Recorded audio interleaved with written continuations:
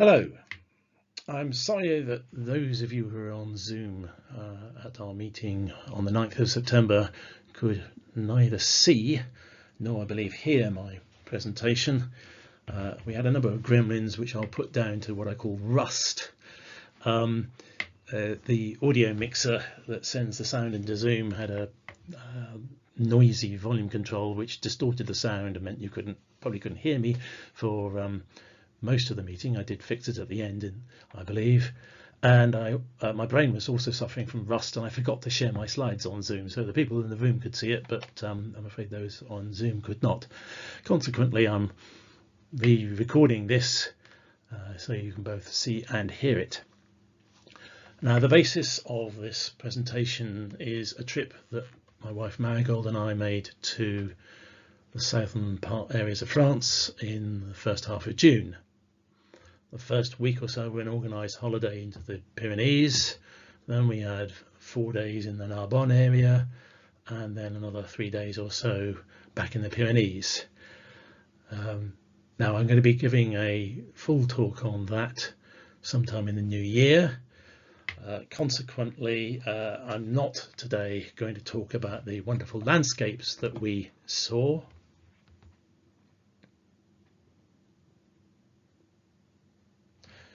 Nor, indeed, am I going to be talking about the lammergeier and griffon vulture that we saw in one view, nor the speckled yellow butterfly that we saw on Marigold's hand for about 15 minutes.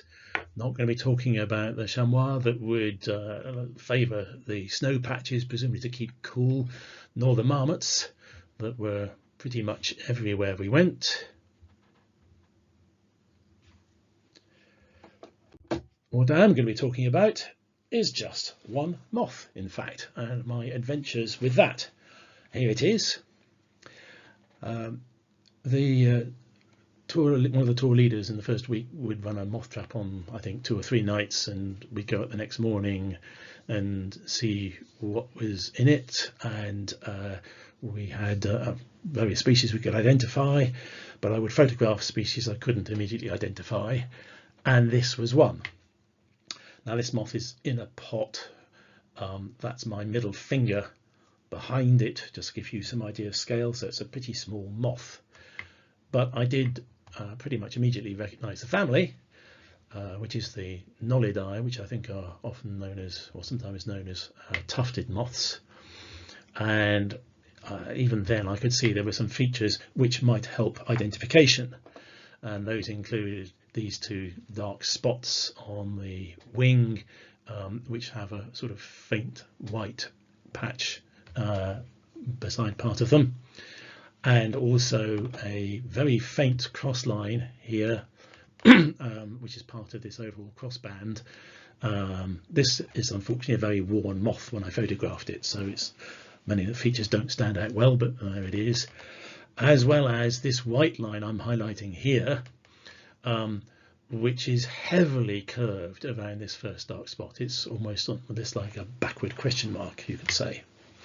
And then finally, down here, there are these intermittent black lines with a white line of pretty much equal thickness almost behind it. So I thought there'd be a number of things that would help identification. But I didn't identify it while we were in the Pyrenees. In fact, I didn't start to identify it until late January, and I had a number of goes at it, late July rather, in July and August, and I did in fact identify that it was not one of our species that we find in Buckinghamshire. That I managed to do very early on. It has, you can see the family resemblance to a number of the species we have in this area, or might hope to see in this area, but it's not a local species to us in Milton Keynes, Buckinghamshire, nor indeed does it fit any of the UK or British or Irish species. So that was pretty plain, and that caused me to start looking at European sites. And then I thought, oh, I have identified it using various European websites. It wasn't a British species, that was plain. Nola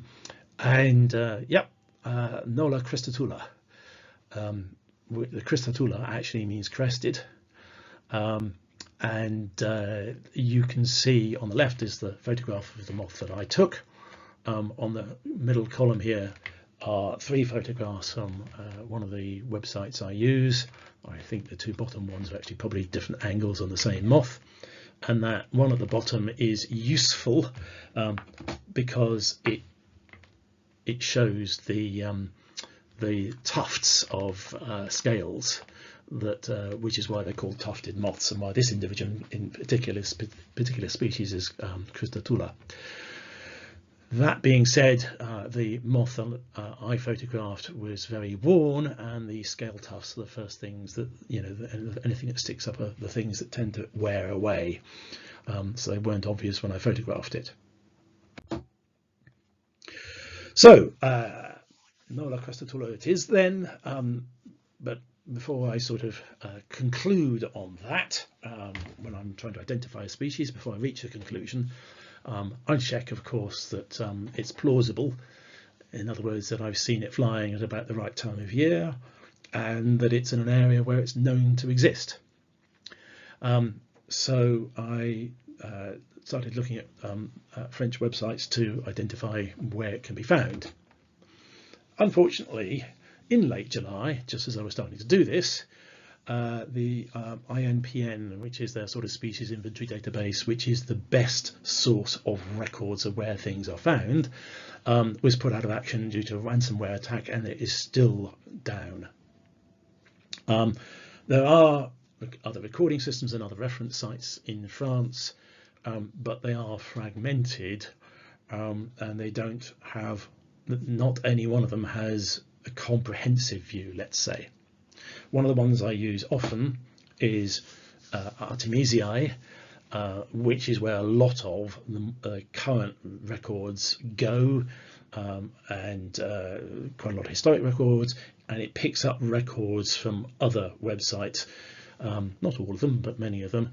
So it's pretty good for current records, and it has some documentary sources which it uses for historic records. So this is what it says about where this species Nola cristatula can be found in France. Here you are, map of all the French départements, and you have 2 coloured blobs. One is in the Savoie near the Alps, and one is in, very reassuringly, in the Hautes-Pyrénées down here, which is where we were. So sort of good news. It's been seen in the Hautes-Pyrénées, but it's clearly not well spread in France. Moreover, when you actually look at, well, hang on a minute, why are these different colours? That's because of when it was last seen.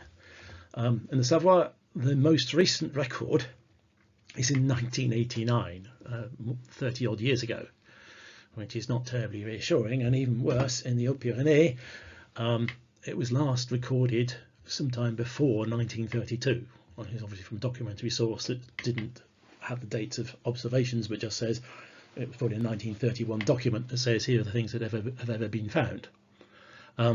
So that's not reassuring, but remember that Artemisiae doesn't have everything in it. So another reference site that I often use is one called l'Epinette.fr, and l'Epinette has it says it can be found in more départements, still very localized and scattered, and a lot of those, the most recent records, are old. The colour coding, by the way, on the l'Epinette map is not the same as the colour coding on the Artemisiae map. And when you look at the dates, yes, some of them are the most recent dates are very, very old. One I did investigate was the one in the Lot here, which there was a single record ever in the Lot from 2008. On investigating it, it was the reference is to a blog entry, I think, made in August of that year, but not viewed until 2011, if I remember correctly. blog was kept by a British expat who lived more or less where I've left the red pointer there, he evidently he used to post lists of species he had in his moth trap, the night before. And on a particular date in August, he posted that he must have posted, I assume, that he'd seen a Nola cristatula. Unfortunately, the blog no longer exists, but never mind. The Internet Archive had taken snapshots of the site. Unfortunately, the way the site was constructed meant that it only got, when it took a snapshot, it only got the most recent post and not previous posts, and it didn't get the post that he made on that particular date in August. Hence, there is literally no record. There was probably no photograph. It's probably an unverified record. And I haven't looked at the other one. But you get the idea with this, most uncomfortably, that it's a very, very localized moth. Most places it hasn't been seen for ages. Perhaps some of the records are unverified, let's say. If one looks further afield, in Germany it's known to be a very much declining species. In Austria it's declining so much that it's actually red listed. So this is, really of some concern about, have I really found such a rare moth? So back to the drawing board, double check, other possible species, extensive work looking at this. And here's another thing I came up with. And here is what I came up with on my second attempt. Nola subclamidula. You can see that there are some good points of strong resemblance, and that gave me satisfaction, but again I have to look at flight periods and where it's distributed. So here is its distribution. In fact, the Artemisiae and Lepidnet views are essentially the same, so I've not put in the Lepidnet one. And if we look at its distribution on Artemisiae, you can see subclamidula is in more départements than cristatula, and there's a decent number of places where it's been seen in the current millennium, let's say, including 5 départements where it's been seen this year. So that's good news. I've written there that about 10 records per year. I should really say 5 to 10. It's still very seldom recorded, but it is at least being seen annually now.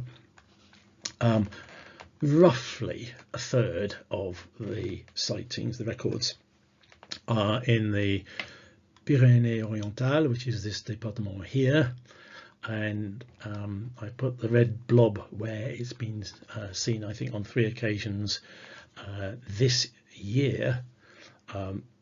Sightings in that département in previous years have been more inland and at higher elevations, whereas this year it's been seen on the coast. But that's 250 kilometers from where we saw it, which is where I put the blue dot in the Hautes-Pyrénées.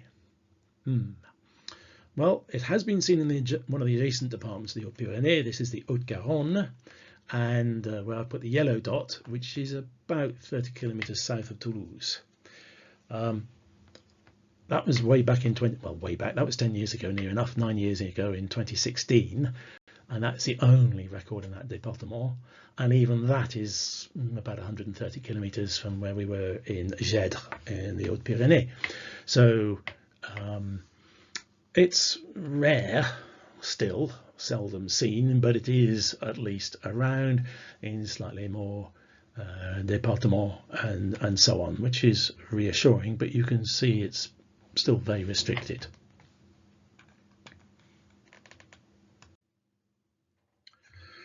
So let's just double check ourselves then. In the left here we have the species or the photograph of the moth that I caught, In the centre are 2 photographs of subclamidula, and on the right are 2 photographs of cristatula. And there are some things that make me think that it is indeed subclamidula and not cristatula. If I put those up, firstly, there's the dots in the centre of the wing that you can see in the photographs from other websites, and it is present, albeit that the moth that I photographed is worn, but it is present there in the photograph of the moth I caught. The second thing is if you look at these dark areas where the dark patches are, there is a white line which is comparatively thick, in other words, approaching the same thickness as the dark line in that area, and we have got it here again, acknowledging that it is worn. So that matches with subclamidula. And in terms of comparison with cristatula, where you'll see, for example, that dark point is missing in the centre of the wing, and the white line behind the black area is very thin, including on this better marked individual down here. There's a pointed difference, which is that cristatula seems to have these 2 white lines as they approach the costa there, and arguably on the photograph I took of subclamidula, there's only the one. Although you have to say it is distinctly worn. So I am reasonably convinced that what I've seen is subclamidula, and that is what I'm about to submit as a record. That's a new département for this moth, as far as I know, given that the INPN database is off the air, and that may have a record I don't know about. It appears to be the furthest west it's ever been seen in France, although it is also seen in Spain and Portugal to the west. Adding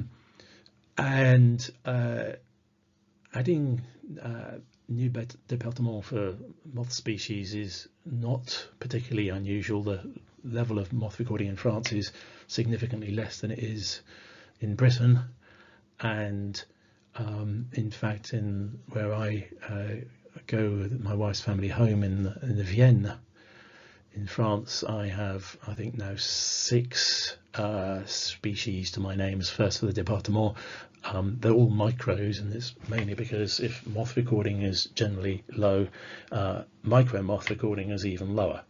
So it's not especially difficult if you're in good places to find something that's not been found before, and all 6 of those, by the way, are confirmed by the relevant person. So yes, a new moth for the département. Quite a complicated journey to identify it, and I'm still only 95% sure I've got the right species. It could still be cristatula, but I very much doubt it now. And just demonstrates the interest of, if you look, you will find, rather than just giving up on these things, and as usual, the importance of recording. Because if people don't know that species are present, they can't be conserved. You see that cristatula is trying to be conserved in Austria, where it's red listed. So knowing the distribution of these species, particularly when they're uncommon, is important. So I hope you found that interesting, and sorry this wasn't audible or visible when I first presented it. Thank you.